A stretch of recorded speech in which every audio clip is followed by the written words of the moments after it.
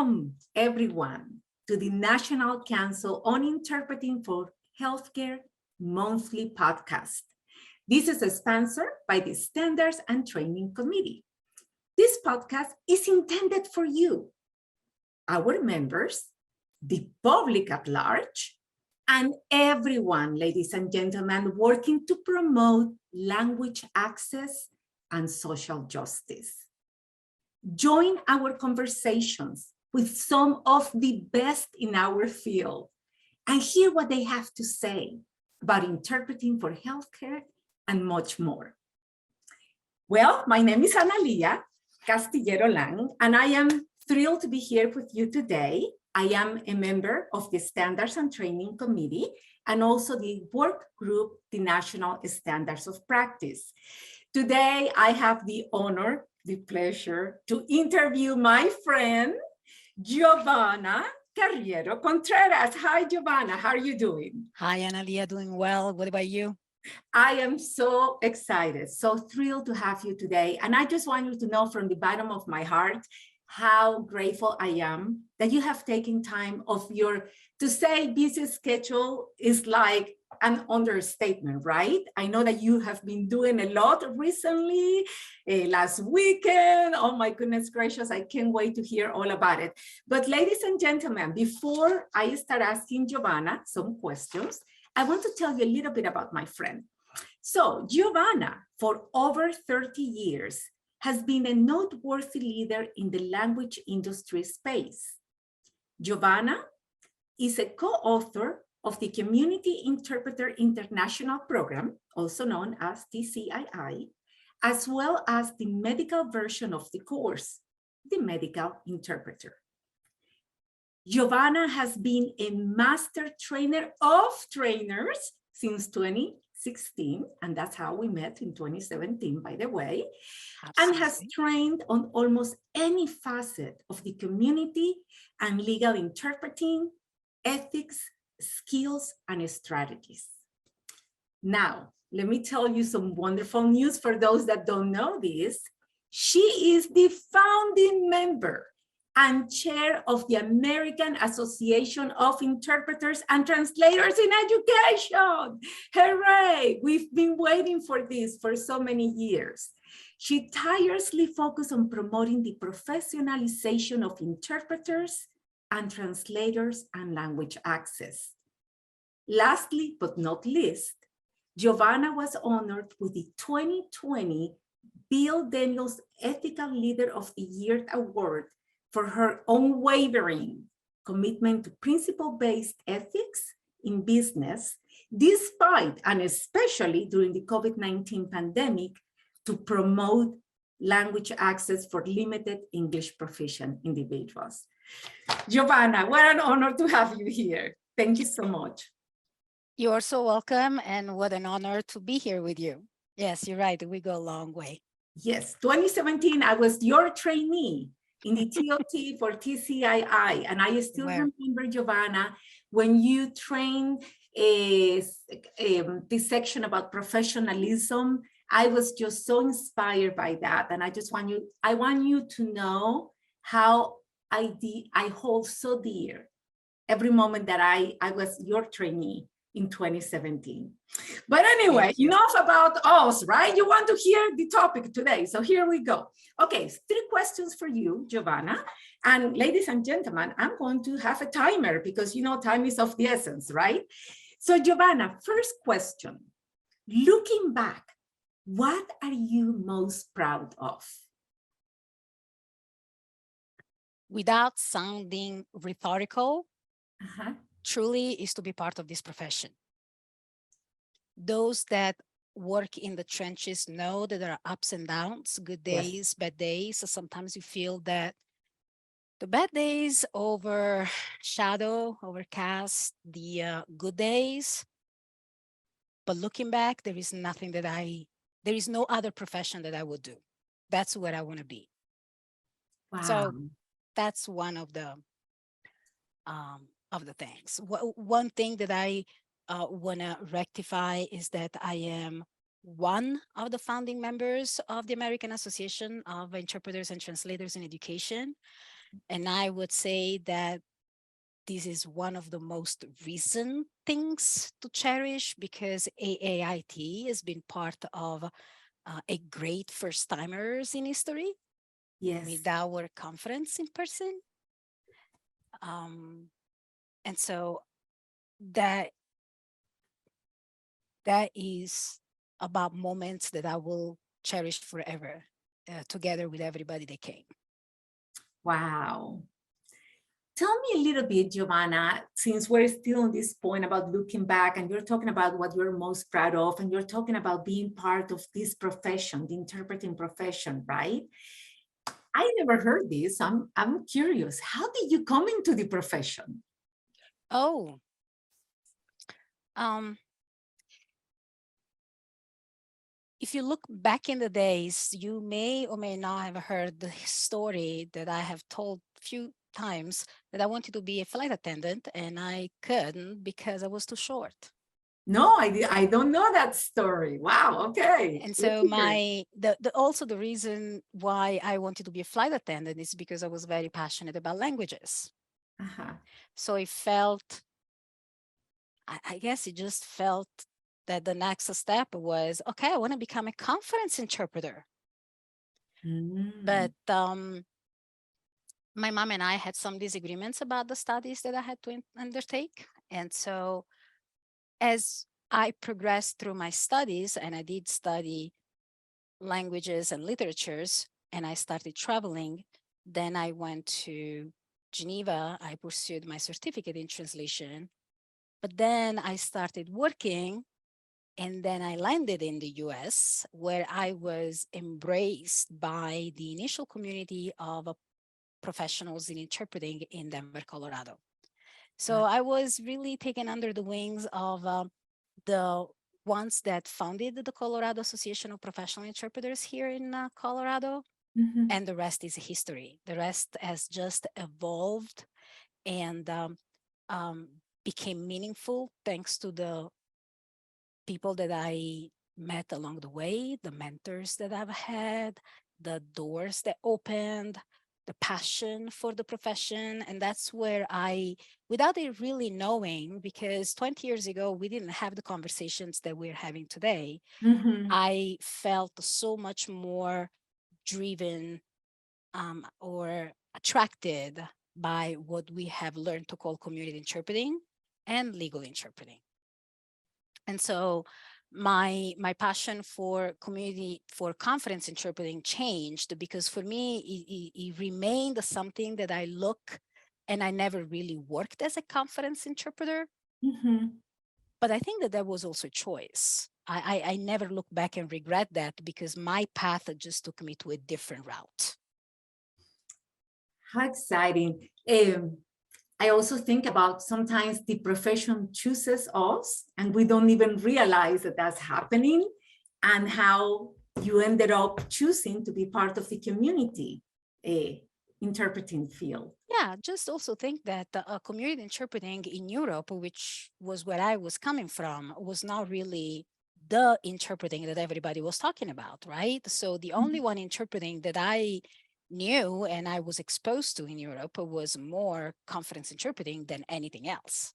Mm-hmm. So as I said, I was open to doors that opened. And I think that without knowing, I just walked into a door, a field that was opening, that was developing.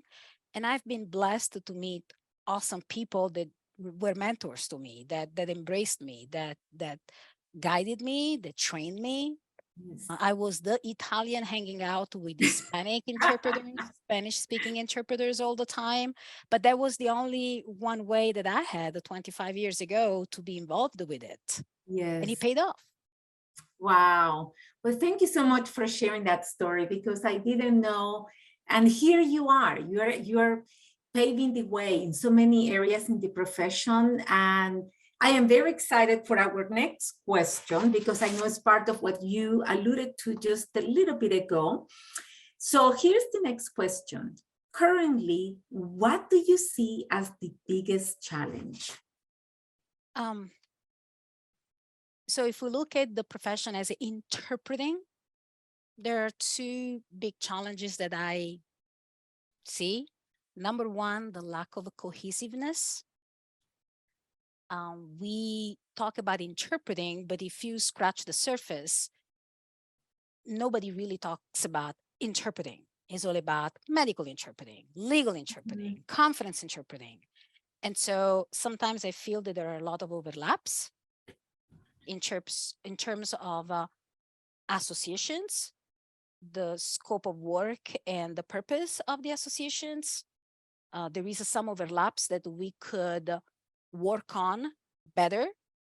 Divide and conquer is always a better practice than just I do my thing. Right. And so we should be better in that from every angle, from every perspective. The other big challenge that I see is technology. And right now, AI is becoming so pervasive for everything in every profession, but obviously you feel it close to you in your profession, right? Absolutely. And so there is so much more talking about AI, and now that is going to be replacing interpreters and blah blah blah blah blah. And as a profession, we need to come up with a statement. Yes, I like that. Okay. I like that. So if you want me to spend a little bit more of thinking time on these two challenges, starting with the associations, I have seen and I have been part of efforts to come together. AAIT has reached out to several organizations to partner, to learn from, to exchange ideas, data. Obviously, things sometimes feel to go very slow, but there is only so much that a group of volunteers can do. Right. And there is an awesome group of volunteers that work at any level at AAIT. And so even though on the external side of things, changes don't come fast enough, my response is, if we had more hands on deck, we could clean the boat much faster.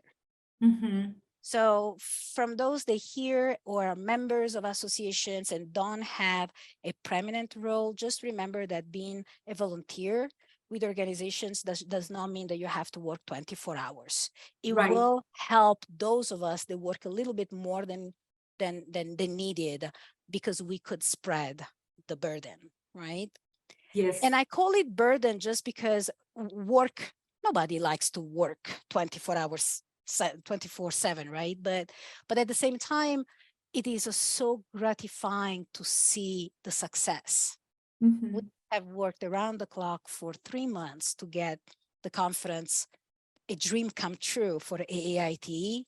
Yes. And Analia, I cannot say enough of how many smiles were walking on campus, just happy about what was happening. So for those of you that were not able to come and see really the fruits, the results of this hard work, is priceless. Is priceless. So join the association that you are members of, give some of your time, meaningful and intentional, because just putting a name does not help the cause, right? And so this is for the first challenge that I see. We need more people that actively participate to make a change. We need more people that cohesively work towards the same purpose and the same advocacy.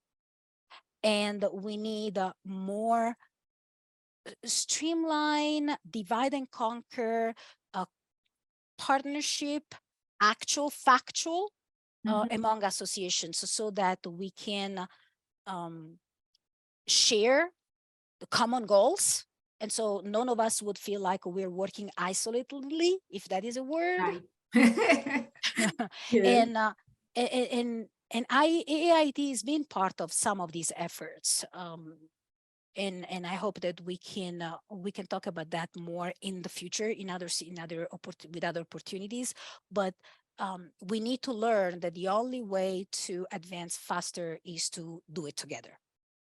Yes. On the other side, For AI, I am gonna make a very general statement to those of us that are not trained or need additional training or either even need a training to do what we do on a daily basis. As any other technology, the technology will not replace interpreters.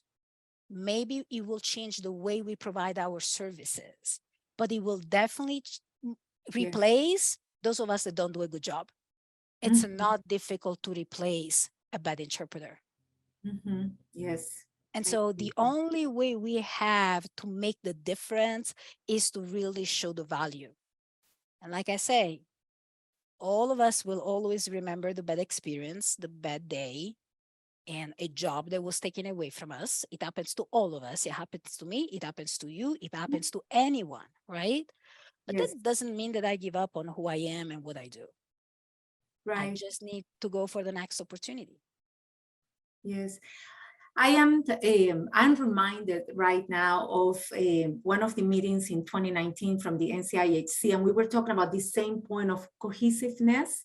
And even last week when I contacted you and I said, hey, could I interview you for our podcast? And you brought up so many excellent points that I will be bringing those to our National Standards of Practice committee when we meet.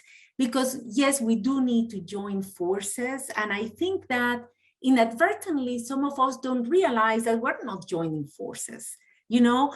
And I think what you're doing, like, you know, taking the initiative, being proactive, being in this podcast, just what everybody's going to hear from this podcast and say, yes, we need to do what Giovanna Carriero Contreras has been doing.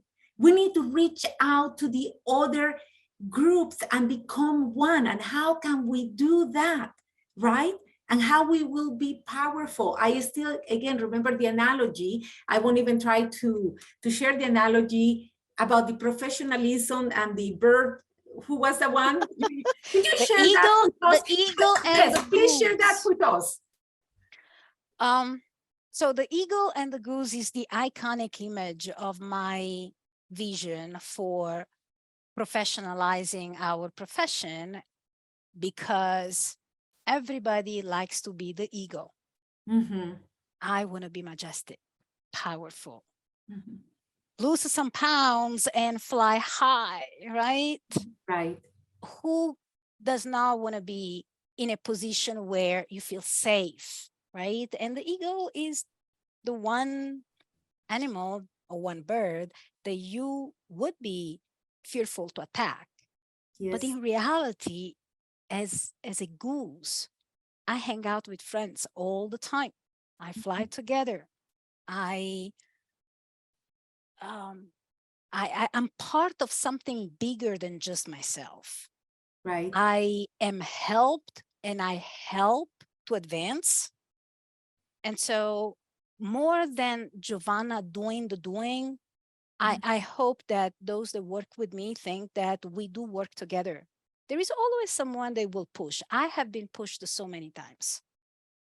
And those are the people that I stand on the shoulders of, because I learned tons. And I have never been afraid or ashamed to say, I don't know and I need to learn. So you need to tell me. And whatever good you, not good, but whatever knowledge you have, I will just try to absorb it as much as I can and as fast as I can. Because the time to react, the time to act is always very much shorter than the time to learn, right? So we have, again, a lot of things that we have to improve in our profession, and in order to come across cohesively, first of all, I encourage everybody to be part of advocacy groups so that we can preach more, right, to the choir, to our legislators, because there are very good organized efforts in our profession, and we need to be more vocal. Wow, how powerful, Giovanna. Actually, this kind of like transitioned us to our final question, because it says, looking forward what would you love to see happen? So here you have brought up these issues and concerns. So tell us, what is your vision? What would you like to see happen? If Giovanna Contreras Carriero could just say, I envision 1, 2, 3, 4, and this is where we're heading, what would you love to see? Well, there are several things, right? It depends on whether you think of yourself working in your field, in what you have direct impact on, and what you look for when you look at the bigger picture, right? Mm-hmm. I personally don't come from an environment where I can say I was an immigrant that did not speak English. I mean, my English was really, really bad when I landed in US for the first time. But I don't have one of these very compelling stories, right? But I've always been very sensitive to those that cannot participate to the conversation. My mom is one of them. My sister is another one, right? And so when they come over, I am always the one that ends up thinking of all these things. And so what is my vision? Where do I have impact? We are in one of the greatest countries in the world. Everybody wants to come here because there is a better chance than anywhere else, right? I shouldn't say everybody, right? I shouldn't say, but there are many. There are many that want to come here because this is still, despite all the ups and downs, for many, it represents the land of opportunities. And we are talking about DEI on a regular basis. Diversity, equity, and inclusion. I cannot stop talking about the fact that language has to be in the equation. Because all the communities that are impacted by challenges and disparities and inequities, when they speak the language is one thing, but when they have the additional barrier of the language, it just amplifies whatever disparity and whatever challenges communities have. So what is my wishful thinking, right, is that associations and individuals in our professions come together leveraging common goals, because that's something that we can do on a unified front, but also that we individually learn the art and the knowledge around how to talk about these challenges, advocacy based on data, based on facts, because the power of storytelling is huge, is immense, but it becomes even more powerful when data informs these stories, right? And so I already said, I would like all the associations to work better together and professionals to be better trained, etc. But also that understanding, that knowledge, that professionalism comes from the fact that I know what language access means. I know the laws. When I talk to a legislator, I can share a story that I can support with information so that they have something to relate to. It's a long journey. We sometimes feel that we meet more people that don't relate to what they say than the other way around. But as I started saying lately, we are agent of change. That's right. That's what we need to empower ourselves with. Forget about entitlement. It's about empowerment. Right. Those are two of my recent taglines that I've been using a lot when talking to interpreters, translators, and professionals in our field. I don't want to receive anything just because this is who I am, but it's because, and that is the entitlement, right? Yes. But it's because there is data, there is facts, there is reasons around my requests, and that's empowerment. Knowledge is a bliss. That's huge, Giovanna. And just like what you said earlier, we just need people to say, hey, here I am, how can I help, right? And that's basically what we're telling anybody that is hearing this podcast today. You want to join any organization, any committee, it doesn't matter how little you may think that you know, together we are a force to reckon with. And every person can make a difference. Please go ahead. And to that also, it's not only to say, here I am, tell me what to do, but it's also, this is what we should do. And then be open to say, okay, but in order to achieve this, this is what we have to do first. Yes. Right? There are steps. It's not about, this is what I want to happen and things. I mean, I want so many things to happen tomorrow, right? Right. And some of them don't happen unless there is a sequence of steps that you put in place. These steps take time. And again, the only way to accelerate the delivery of these dreams is just for people to come together and work on it.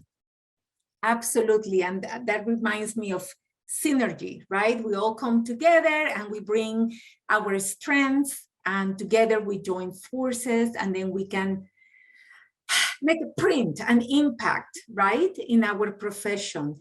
I am just, Giovanna, very grateful for all that you have done for this profession. I remember when we met in 2017 to have the AAITE, the acronym, was a dream. And that was 2017. Now this year was a reality, the first conference.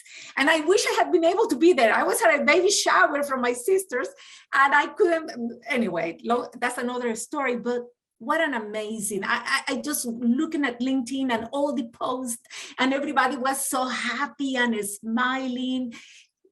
You guys made history, and we were talking about this from 2017.